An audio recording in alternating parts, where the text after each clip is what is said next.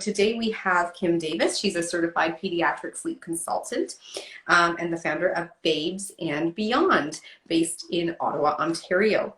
Today we're discussing safe sleeping environments for babies and kids. It is a scorcher here in Ontario. It is very hot, so I think maybe we'll get some questions around that as well. But before we jump into the topic, maybe you want to introduce yourself or say a couple of words, Kim. Sure. Well, thank you so much for having me. I always love our conversations, so this is great. Like Julia said, my name is Kim Davis, and I'm the founder of Babes and Beyond Pediatric Sleep here in Ottawa, Ontario. And it is ridiculously hot here, so this is going to be a great topic in regards to, how sleeping with babies and everything during the hot weather. But I am a mom of two, and my little guy is actually my why as to why I became a sleep consultant 9.5 years ago now. So I've been helping families, through their sleep journeys for 9 years now. And it is the most incredible career I think anyone could ever have, because I get to help so many families just get their sleep back on track. And sleep is vital, right? We can't sleep without it. We can't live without it. We can't live without it. Yeah. We can't live without it. So it's vital to us. So it's absolutely a pleasure to be joining you today. Great. Thank you, Kim. And then for everyone that is listening today and watching today, if this is something that you want to share with some colleagues later down the road, this will be shared and saved on our platform as well as on Kim's. If you do want more content like this, hit that little arrow above my head and give Kim and Treehouse a like. So with that, let's get started. Let's start talking about safe sleeping. We have quite a few questions. I encourage individuals who are joining today to ask questions. Kim is here for you to answer your burning questions. So let's talk about the crib. If we have an infant, if we have a child, at the end of the day, let's start with the earlier individuals, the younger children, the newborns, the infants. What can go in that crib, and what is safe and what is not really safe, and what's recommended and what's okay? Absolutely. So everyone has probably seen those beautiful cribs, in the baby stores, and they're filled with pillows and blankets and those bumpers and everything. They're absolutely adorable, but they are not safe. So it's absolutely nothing in the crib. It's empty, completely empty, except for a fitted sheet on a firm mattress. And I know it's super cute, but it's not super safe. So we just want safety is the utmost priority, particularly with a newborn. And we just want to make sure that everyone is safe when they're sleeping. So completely empty, as boring as possible. That's what you want. Exactly. And so speaking of boring, let's talk about the fact that maybe babies transitioning from bassinet to crib. Are there times that we should think about, when is the most appropriate time to shift them from bassinet to crib? Right. And that's really on an individual basis. One, for comfort level of mom and dad.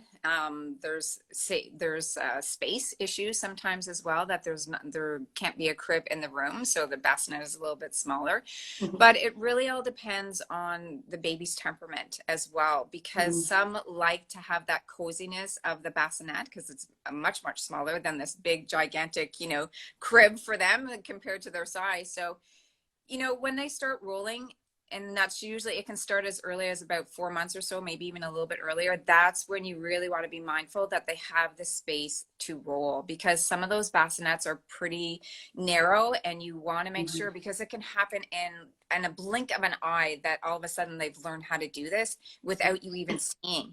So you really want to be mindful that if you see any of those inclinations of they're starting to roll, they're starting to get their bodies moving, switch them into a space where they're going to have enough room to roll if they do, right? So typically we see that change around 4 months, because there is, a length and sometimes there's actually a weight limit as well on the bassinet. So definitely read the manuals when you have a bassinet to make sure that, they're within that length and that weight. So everybody is safe. Yeah. It really is an individual preference, because some parents don't want to have the baby so close because they're noisy sleepers, right? Like some babies are super noisy when they sleep. So, it is still recommended to have the baby within, reach and in room sharing, not bed sharing, room sharing up to 6 months now. They just did a revision of that. So it's 6 months instead of 12. So 6 months close to you, whether it be in a crib or a bassinet. Okay. Speaking of close to you, I know co-sleeping is very popular, especially at those early stages when you're breastfeeding, on sometimes an hourly basis, it feels Mhm. like. Co-sleeping with baby, what does that look like and what is recommended? And, every family is different, but let's talk about co-sleeping for a bit. Yeah, that's a really hot topic, co-sleeping, and we may get a lot of flooding of comments coming. And I have to follow the regulations that I took my certification under, and bed sharing is not recommended just because it increases the risk of SIDS, so sudden infant death syndrome. It can happen again in a blink of an eye, and my recommendation is not to bed share just for safety reasons, right? And the like I said, it's a hot topic, so I don't want to get too much into Yeah. co-sleeping, but a lot of the times, and I see it so often, is that it's a reactive co-sharing, right? So Mhm. it's not something that they've planned to do, right? It's Yeah. something that they're doing out of necessity because they're so overwhelmed and they're just not getting sleep. And this is one of the ways that you can do that. But you really have to just plan it out and make sure that your baby is safe right from the get-go. Have a very safe place for them to be even put down, right? Like even if you have Right. to use the washroom or a shower or something, not placing them on a couch, not placing them on a soft surface, because Yeah. you just don't know what can happen, right? So Yeah. why take the chance, right? Absolutely. And it may seem, like you said, it's very important to reiterate the fact that it is often a reactive It reaction is. by Yeah. the parent or the individual taking care of the child Yeah. because you're just so overwhelmed You and you are. just want the Yeah, sleep. absolutely. Especially within the first few months. Sleep is so sporadic and just, you know, crazy. There's no pattern, there's no rhyme, there's no reason with newborn sleep. And they're Mhm. sleeping at these weird times, waking up at these weird times. And I know my son did not sleep well for 2.5 years. So I completely understand the frustration and the feeling of being so overwhelmed that you're in survival mode. And I completely understand that. But we also have to understand that it's the safety of your child. Right. Yeah, So it's a big. exactly. Yeah. We had a question come in, and this is related to co-sleeping as well. Someone had asked prior to joining today regarding sleep apnea. And I don't know if you can answer this, but we have heard that co-sleeping tends to increase the prevalence of sleep apnea in the parent. And I don't know if we have any data. This was a question that came through. And again, we don't have to spend too much time on it if we don't have the data to back it up, but Right. Yeah. something to think about. Right. Yeah. I'm not familiar with Okay. that in Okay. regards to sleep apnea, like the onset of sleep apnea Yeah. with co-sleeping. Sleep apnea can definitely be an issue in children, though, and that can actually Hmm. hinder their sleep greatly. Yes. One thing that we do talk about in our sleep intake form, working with parents, is if they're snoring or they're mouth breathing, because Hmm. you don't get into that wonderful, non-REM sleep when you do suffer from sleep apnea. So, Yeah. but in regards to the parents, I'm not aware of Yeah. anything. Yeah. Okay. All right. Okay. So let's we have a question from a viewer coming in, and that is regarding how can I keep my little one cool during extreme heat like today?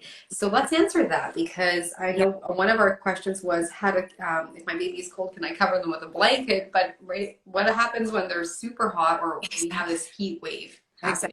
Right. So let's talk on the coldness, just so it's fresh in my mind. Yeah. So again, that goes back to the crib being empty, right? Okay. So when it is cool, or if your air conditioning is on, a sleep sack is what is recommended. Mm-hmm. No blankets or anything until at least 1 year of age. So that includes stuffies, blankets, bumpers, anything like that, until at least 1 years old. So, but in the heat, yeah, wow, it can be pretty challenging, especially if you don't have air conditioning, right? Yes. We don't want a fan directly blowing on them. So that's one thing to be mindful of. So if you do have a fan in the room, it's, either one that's on the ceiling or something that is directed away from them, but keeps that Mm-hmm. circulation going. We don't Okay. want it correctly on them. One is to make sure that they're dressed appropriately. So in regards to saying you don't have air conditioning, a simple onesie, you know, those the little t-shirt ones, those are perfect. Light cotton, right? 100% cotton, so it's breathable. Anything breathable is what you want to dress your baby in. Another way to check to see if they are overheating is check the back of their neck, right, to see if they're overheating. Sometimes it's not accurate to check like their hands or their feet, because with me, my hands and my feet are always cold regardless, right? Yeah. So it's best to check the back of their neck to see if they're sweating and to see if they're starting to overheat. So, but one thing that kind of leads us into that as well is a lot of people like to go for stroller walks, right? And I'm going to be posting a blog article and some other items that I love to share during these hot months, because we typically see, you know, parents out walking with their strollers, but they have a blanket over the stroller, right? To try and block the sun. Completely understandable, logical, block the sun. It reduces the heat. But in actual fact, it actually increases. The last article I was reading was at least 10 degrees in that stroller. Wow. So let's say today, right here in Ottawa, it's a ridiculous temperature. It's going to be 28 degrees plus humidity, 36, 37 degrees. Yeah. You add 10 degrees to that inside your stroller, that is, you know, putting you at severe risk for heat stroke, right? Very dangerous. So you really want to be mindful that you are not covering that stroller with a blanket. People are going to be like, well, what do you use, right? Yeah. There is some great products out there that have been tested in regards to air circulation. One of the products, and it's not a plug, but what's coming to mind is the Snoo Shade. And I'm going to be talking about that on my website and on Instagram in the next little while, because it has been tested. It was developed in Australia. Extreme heat there as well, right? So we know that absolutely, and it's safe, right? This is the big thing for me. I will not put my name behind a product if I don't think that it is safe. And this one, I gave it as a gift for a good friend of mine, and because I don't have little ones anymore, right? But I needed to test it first. I needed to see. And nothing but absolutely great reviews for this. It darkens, which is great for naps, right? We need that darkness to trigger melatonin. But it also keeps the baby cool, and that's what we want. We want the baby still nice and cool and not have that blanket over that. So and timing your nap, timing that stroller nap as well, right? To do it if you are going out in the stroller, do it early in the mornings, not at noon, right? When the sun is right overhead, you know, that temperature is sky high. So in the early mornings, if you don't have something to cover, or in the evenings, is best to do that as well. Absolutely. And especially people are traveling, they have older children, but the younger ones need to nap. You want to make sure that they're getting a good nap in. The blanket, it sounds like you're creating a greenhouse in there. That is a great analogy, actually. Yeah. It really is, because it can increase like to high temperatures. Yeah. I didn't realize how high it could get, but when I was doing the research on it, and you know, most of the articles saying at least 10 degrees, right? At least 10 degrees. Which is frightening. It's almost like a car, like not having the windows. Absolutely. The animal. Absolutely. It is like leaving your baby in a car, with the windows up. Which is just absolutely let's scary. Not do that. Terrifying. Let's not think about that. No, let's not. Okay, so we've unpacked a little bit about the heat for sure. We've talked a little bit about you know, if they're cold, even what should we do if it's too much AC? Not covering them with a blanket until the age of 12 months, popping them into a little sack. After 12 months, a blanket is okay. I would say, start introducing a stuffy or a light blanket. My recommendation though is always go with a sleep sack, right? Because once they get older, then they start saying, you know, their bedtime battles can start happening. Mommy, I need you to fix my blanket. And you know what I mean? They have sleep sacks now that go right up to, you know, 4 years old, right? With the feet that come through. So there's no real need for a blanket anymore. It's just safety, and it's a lot easier to keep them warm, right? With a sleep sack. Absolutely. Sure. So let's talk about the pacifier. Okay. There's a lot of different types of them. There's some that have the little stuffy attached to the pacifier as well. Can a baby sleep with a pacifier? It gives them obviously some comfort. I know my little one liked it for sure. Yeah. Yeah, absolutely. It is actually recommended to help reduce the risk of SIDS, particularly if you're not breastfeeding. So it is perfectly fine to offer a pacifier. Once they start getting older and it becomes a sleep association and they're not able to put it back themselves, that's when sometimes it can become an issue. And I refer to it as pacifier ping pong for parents. So you're constantly going in and out and in, Yep. replacing it. I did it, right? So I know exactly where my blog article came from. It was from personal experience.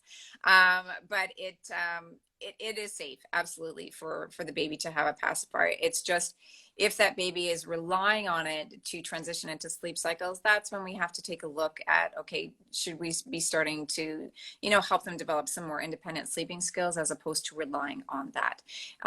One thing that you did touch on was the one that has the toy or the stuff Yes. attached to Yeah. that.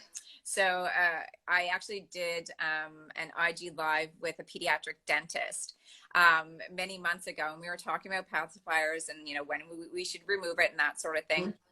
Her recommendation was absolutely not. Do not use those because of the weight that it has on it, right? So it's actually bringing the soother forward and the child is holding it in, right? There's too much. Yeah. The gravity is pulling it It down. is. So the palate actually changes form because of the weight, right? So her recommendation was no, stay away from those because it's just too much pressure on the palate and the front teeth from holding it in. So Very interesting and really important to know because a lot of people add that to their registry, just yeah, thinking it's adorable, but it is, right? It is. It's super cute, right? And they yeah. have a toy and that sort of thing. But you have to be mindful of what it's actually doing to the formation of their palate and their teeth, right? When their teeth are coming in. So Yes. that was her recommendation was, nope. Yeah, nope. We'll get that one off the registry. Yeah. Just Exactly. put a standard pacifier that is, recommended by the North American Dental Association. Absolutely, right? That's Yeah. it. That's what we want. Now, stomach sleepers. Let's talk about the position of the baby or the child, even. Sometimes babies on the side, I know the back, but I guess there's some children that are they tend to go to the stomach really quickly. And let's talk about that.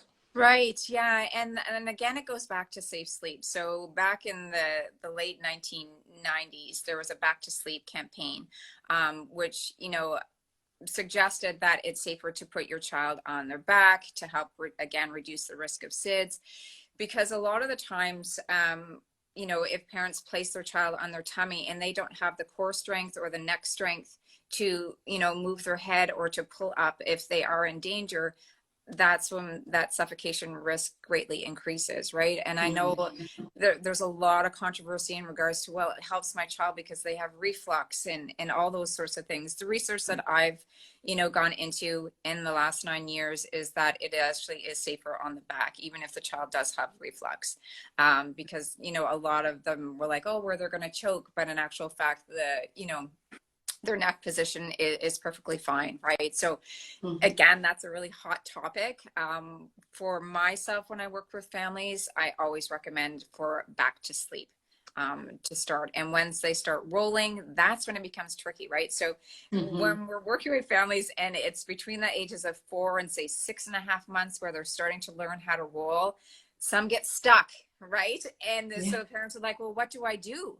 Yeah. You need to go over and roll them back, right? And because if you don't, then that risk again increases. So we always want to be mindful that we're going in until they learn to go back to front to back, all on their own. We still need to go in according to the recommendations that you go in and you flip them. And this is where it becomes super challenging when we're doing any form of like sleep coaching with parents, because we've hit that great, they're sleeping through and then all of a sudden they start rolling.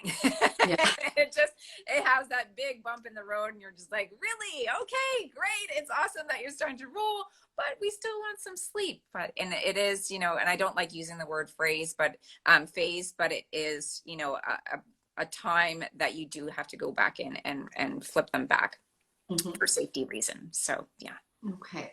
So back is best. What about the side?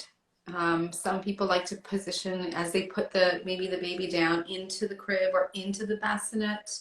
And it tuned and then they just put them on the side.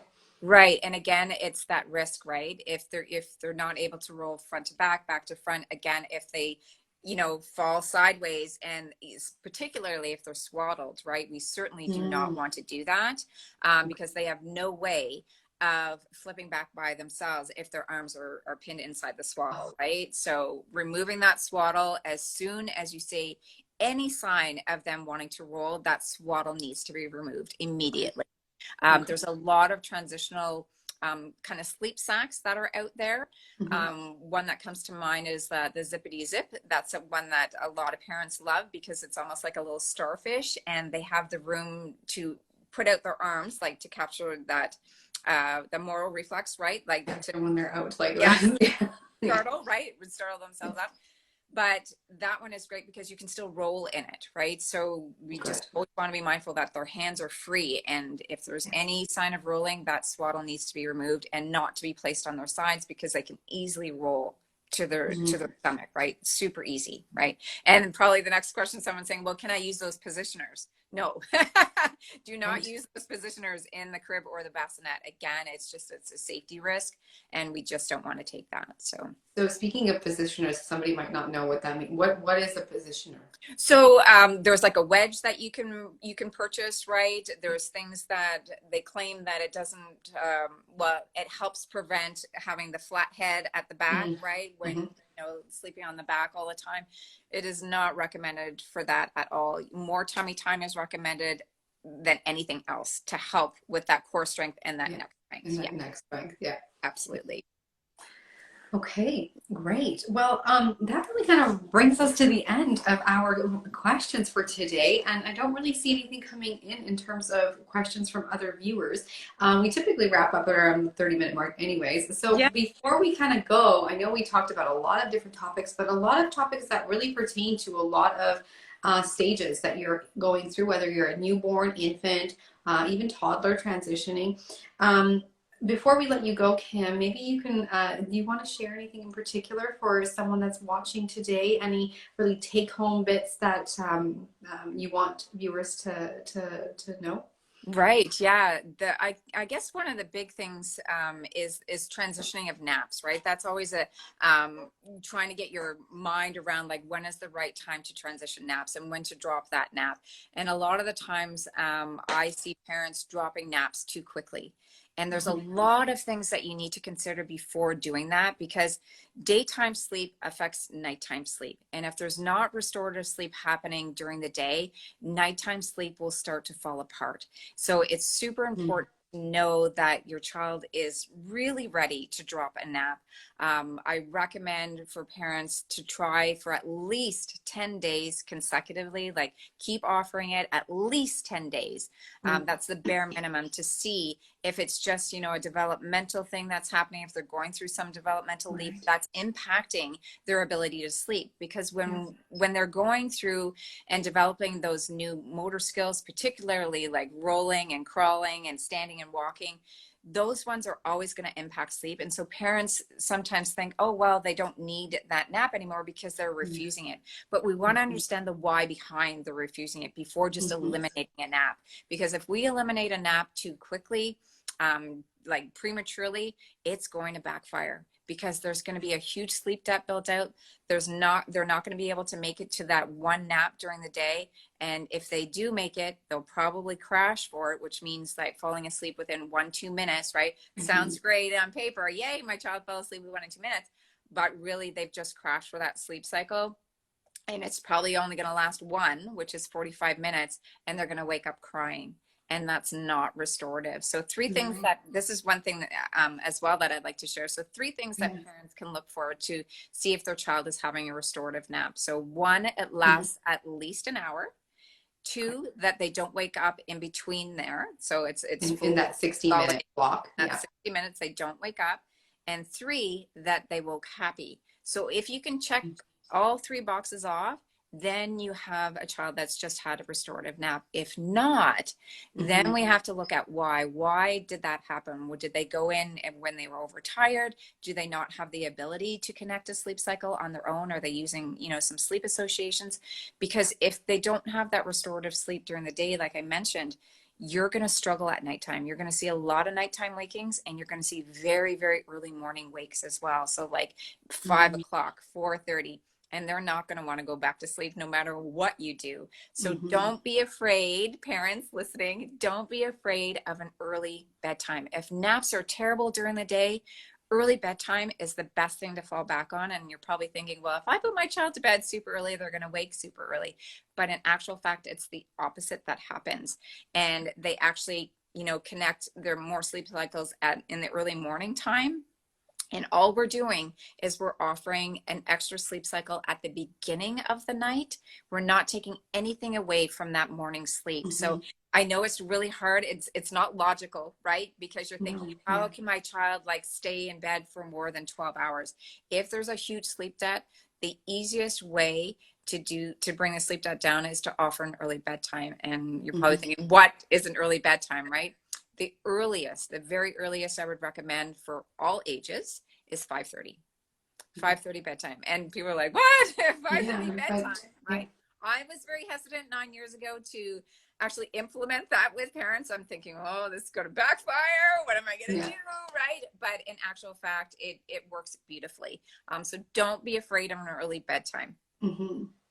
Particularly, it's hard, right, in the summertime, but it will work. An early bedtime will definitely help bring down those that sleep debt that's happening.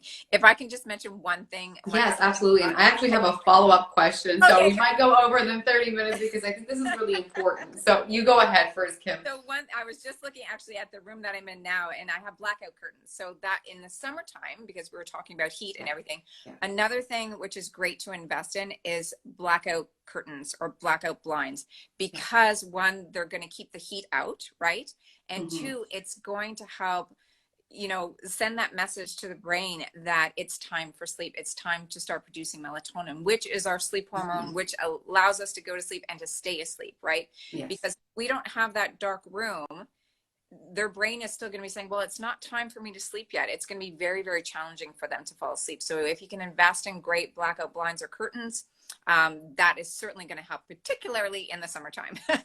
So that was one thing I just thought. Good point.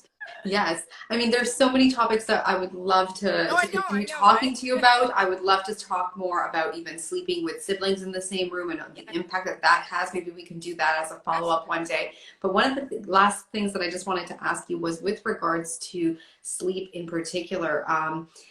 There's a lot of data that suggests how much sleep children should have and how this impacts them later on, whether it's a 6-month-old and then a 5-year-old. Is it important to stay fairly close to that? I've heard, some parents say, well, my child just doesn't like to sleep. Never been a sleeper. There are guidelines, right, that are put in place across the world, across North America, Europe, Asia, where there are suggested sleep amounts for children at certain ages. Maybe we can speak about that before we close for the day. Sure. Yes. The National Sleep Foundation actually does have a guide on their website in regards to that. And people will be surprised at the amount of sleep that their child actually needs. And yes, it's a guideline, right? So, but what we want to look at is what I was speaking about before is restorative sleep. Right. So if your child is getting restorative sleep and you're healthy, they're thriving, they're waking up happy from their naps, there's no behavioral issues, because a lot of times that's what we see. That's how they mask themselves being overtired, is these behaviors will start coming, eating will start to kind of fade away. They're having trouble just doing simple things. That's when we know that they need more sleep, right? If they're getting sick a lot, that's another indication that, okay, their body's not able to fight it off. Their immune system is weak. We need to sleep to build our immune system. So there's a lot of things that we look at. It is, like I said, a guide. So for instance, for like kindergartens, right? School-age children, they need at least 10 hours of sleep at night. And so people are like, okay, well, how do I figure that out? Like, when is bedtime then? Figure out when you have to start your day. So if you're starting your day at 6:30 with them or 7, you have to be out of the house. You need to count back at least 10 hours in order to have a set bedtime, right? So that's kind of how you gauge things, but it is on an individual basis. And I know I've had many parents, say, well, my child doesn't need sleep. They don't need that morning nap anymore. Well, in actual fact, they certainly do need more sleep, because if, you know, there's some, maybe even some developmental delays that are happening because they're not getting enough sleep. They don't have that time for their brain to make those connections. And that's when it happens, is when we're sleeping, right? It's not happening during the day. It's when we're sleeping. So there's a lot of things that you would take into consideration to kind of gauge, well, how much sleep does my child actually need? But going with the National Sleep Foundation guidelines is a good start for sure. Okay, great, Kim. I mean, lots of stuff that I'd love to talk to you more about sleep, about devices and how that impacts it. Also, sleeping with siblings in the same room. I mean, Yes. the list So goes much to on. talk about, right? The list goes We could on. talk all day. Yeah, exactly. Well, in any case, thank you so much to everyone watching today. If you haven't done so, yeah, continue to follow Treehouse, follow Kim Davis, get in touch with her. She's happy to help you virtually. And we look forward to many great sleep cycles ahead. Awesome. Great. Thanks so much. Thank you. Have a good one.